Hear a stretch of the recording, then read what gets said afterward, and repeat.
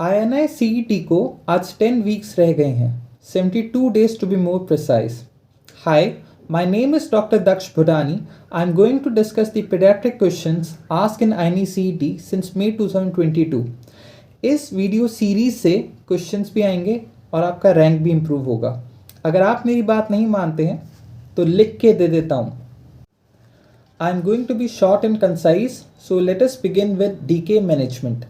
DK management जो commonly asked question है वो ये है कि फ्लूइड रिससिटेशन और fluid bolus is given first. It is only after 1 hour that we start with insulin. और एक और चीज़ जो रिप्लेसमेंट फ्लूइड हम देते हैं after we are done with bolus that contains 2:100 KCl, that is 40 milliequivalent per litre of KCl provided the child is passing urine. इन important points को याद रखना है. They are commonly tested with respect to DK management. Second हम लोग बात करते हैं न्यूनेटोलॉजी की. न्यूनेटोलॉजी में एक कॉमनली आस्क्ड क्वेश्चन है एनआरपी पे, वो है कि best indicator of effective PPV. Best indicator of effective PPV is increase in heart rate.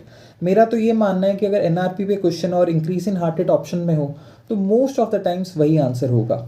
उसके अलावा एक और जो कॉमनली आस्क्ड क्वेश्चन वो ये है कि bag and mass ventilation is contraindicated in. It is contraindicated in CDH. ठीक है, CDH में बैग एंड मास वेंटिलेशन नहीं देना क्योंकि वेंटिलेशन और ख़राब होगा. लंग्स जो वॉल्यूम है वो और ज़्यादा उनकी वॉल्यूम रिड्यूस हो जाएगी by the gas which will give through bag and mass ventilation in the stomach and intestine.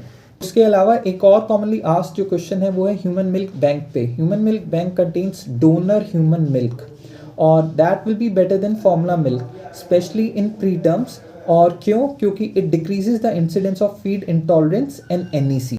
Next we move to CNS. CNS में मेनिंजाइटिस. सो हम डिफरेंस देखेंगे bacterial versus tubercular versus viral meningitis. हम लोग अभी bacterial meningitis के point discuss करेंगे और नीचे से शुरू होंगे. So important points are TLC is very much raised in bacterial meningitis और उसमें कौन से predominantly neutrophils. उसके अलावा प्रोटीन बड़ा होगा और शुगर कम होगी. अब बात करते हैं ट्यूबरकुलर मेनिंजाइटिस की. ट्यूबरकुलर मेनिंजाइटिस में भी TLC बड़े होंगे लेकिन प्रीडोमिनेंटली लिम्फोसाइट्स बड़े होंगे और जो वो काउंट होता है that is not as elevated as in bacterial meningitis. उसके अलावा प्रोटीन्स इसमें भी रेस होंगे और ग्लूकोज कम होगा. Lastly we move to viral meningitis. Viral meningitis के अंदर सेल्स कैन बी नॉर्मल और इंक्रीज और प्रीडोमिनेंटली लिम्फोसाइट्स होंगे और ग्लूकोज और प्रोटीन नॉर्मल होगा. ठीक है, so questions have been asked multiple times in past on and CSF picture is given and you have to tell which kind of meningitis is this. ठीक है, उसके अलावा next we move on to the favorite topic of almost every examiner, West syndrome. So West syndrome में जो हम important points है वो सबसे पहले ये है कि infantile spasm. Infantile spasm क्या होता है? Flexion of the trunk and the extremities, just like a salam. ठीक है, उसके अलावा EEG अगर हम करेंगे तो उसमें हिप्स अरिथमिया होगा. ठीक है, ट्रीटमेंट की बात करते हैं तो ट्रीटमेंट में drug of choice first line is ACTH और सेकेंड लाइन इज विगाबेट्रिन और vigabatrin is first line in tuberous sclerosis.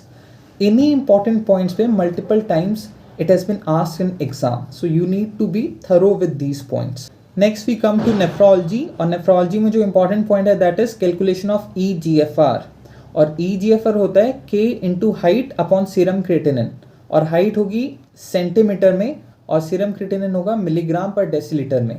लेकिन यू हैव टू रिमेंबर कि वैल्यू जो K की है दैट चेंजेस विद एज. कैसे कैसे?